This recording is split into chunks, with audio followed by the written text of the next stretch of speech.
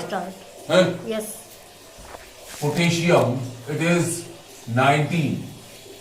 हमें अगर 17 इलेक्ट्रॉन की चारों क्वांटम नंबर चाहिए तो 1s2 2s2 2p6 3s2 3p6 4s 2 4 10 12 18 and 190।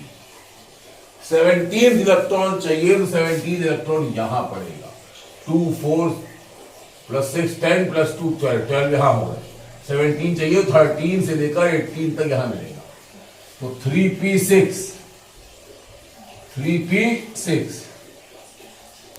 1 2 4 6 10 12 और इसमें 6 इलेक्ट्रॉन है। 13 14 15 16 17 और 18 17 इलेक्ट्रॉन ये रहा। 3p6 n की वैल्यू क्या लिखी है 3, l की वैल्यू क्या आई 2, m की वैल्यू -l से लेकर +l तक, मतलब -2 -1 0 +1, l की वैल्यू 1 है, p के लिए l की वैल्यू 1 होती है। आई एम सॉरी, p के लिए l की वैल्यू 1 होती है। तो -1 0 और +1 और डाउन हेडेड है तो s की value -1/2, right. Potassium 19 and afterwards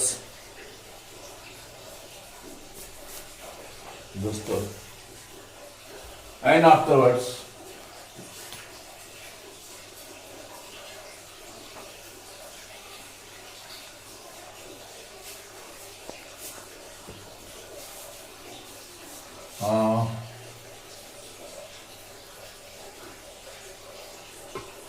अब बेसिकली उसके बाद ये सोडियम का बता दिया, पोटेशियम का बता दिया एंड आफ्टरवर्ड्स n+l ग्रुप बता दिया। अब आती है Schrodinger wave equation.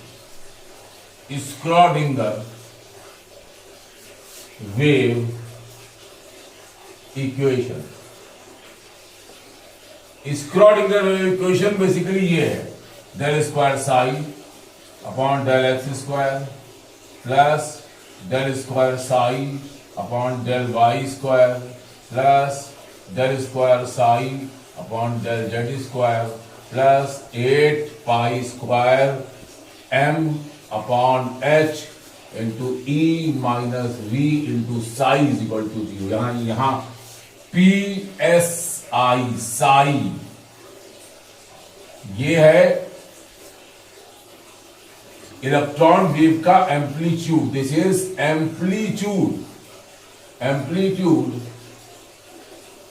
Of electron wave है। इलेक्ट्रॉन का पार्टिकल लाइट की तरह से इलेक्ट्रॉन का पार्टिकल कैरेक्टर भी होता है और वेव कैरेक्टर भी होता है। तो इलेक्ट्रॉन अगर एक वेव है तो उसका एम्पलीट्यूड है साई, मतलब साई की वैल्यू हो गई ये।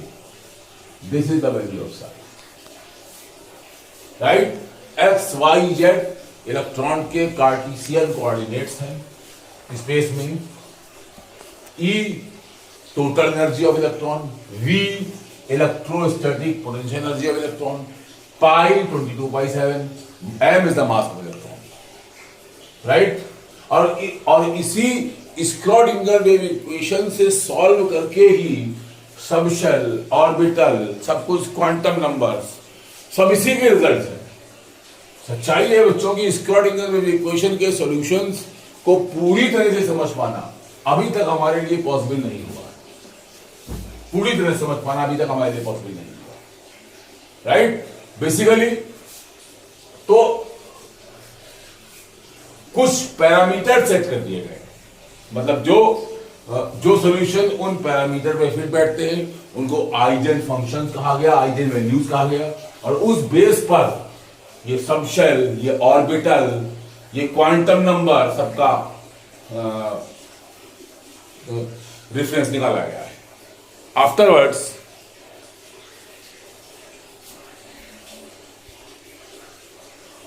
Heisenberg uncertainty principle,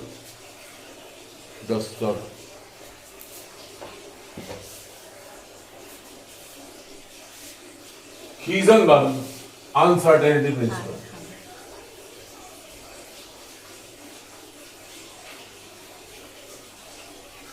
Heisenberg uncertainty principle. हीजनबर्ग्स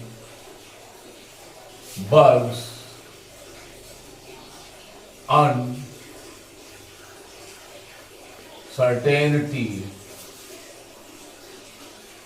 principal. Heisenberg ने कहा था कि हम कभी भी किसी भी इलेक्ट्रॉन की सही वेलोसिटी, सही पोजीशन, सही मोमेंटम तो हम निकाल ही नहीं पाएंगे। बेसिकली लेट सपोज, उन्होंने ऐसा क्यों बोला? हम आपको आप मुझे देख पा रहे हैं। कैसे देख पा रहे हैं? हमारी बॉडी से सनलाइट की रेज आई, रिफ्लेक्ट हो गया आपकी आईज में गई, तब तो हम आपको देख पाए। अगर रेज हमारी बॉडी के आर पार से नहीं गई होती, क्या आप देख पाते? आंसर है नहीं देख पाते। लेट सपोज हमारे यहाँ दो बॉल्स हैं, दोनों आइडेंटिकल बॉल्स हैं। एक बॉल को यहां से थ्रो किया, पहली बॉल जा रही थी, दूसरी बॉल को वहां से थ्रो कर दिया। जब हमने एक बॉल को यहां से थ्रो किया, सेकंड बॉल को वहां से थ्रो किया, तो जब सेकंड बॉल फर्स्ट बॉल से टकराएगी तो उसकी वेलोसिटी, उसका पोजीशन, उसका मोमेंटम सब चेंज हो गया। दोनों बॉल्स आइडेंटिकल हैं। बिल्कुल वैसे ही लाइट का पार्टिकल कैरेक्टर भी कहता है कि light is made up of photons. ये एनर्जी पैकेट्स होते हैं, इनका मास लगभग एक इलेक्ट्रॉन के बराबर है।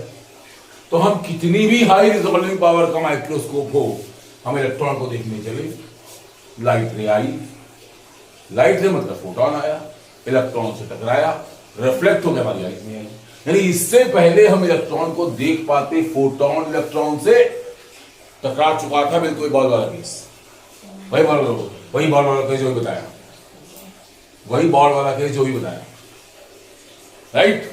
यानी इसके पहले हम इलेक्ट्रॉन को देख पाते, उसकी वेलोसिटी, उसका पोजीशन, उसका मोमेंटम सब चेंज हो गया। एक चीज ध्यान रखो, हीजनबर्ग ने कहा था कि हम we cannot find the position and momentum of an electron simultaneously।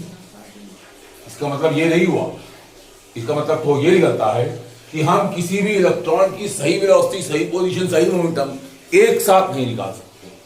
तो अगर इसकी जो एक साथ वर्ड का जो मतलब आप निकाल सकते हैं, इसका मतलब कि अगर हम ये चाह लें कि इसकी पोजीशन सर्टेन निकल आए, लेकिन चाहे अनसर्टेनिटी मोमेंटम कुछ भी हो, तो उन्होंने फॉर्मूला दिया कि delta x into delta P, ये है पोजीशन में अनसर्टेनिटी, ये है मोमेंटम में अनसर्टेनिटी। ये हम इनका प्रोडक्ट हमेशा h/4π के बराबर रहेगा।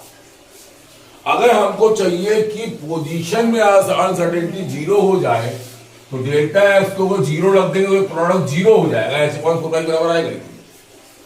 उनका एक साथ कहने का मतलब यह है कि पोजीशन निकालने में हम जितनी एक्यूरेसी रखेंगे, मोमेंटम में उतनी ही ज्यादा इनएक्यूरेसी हो जाएगी। Heisenberg uncertainty principal, right. हाँ 9 ओके।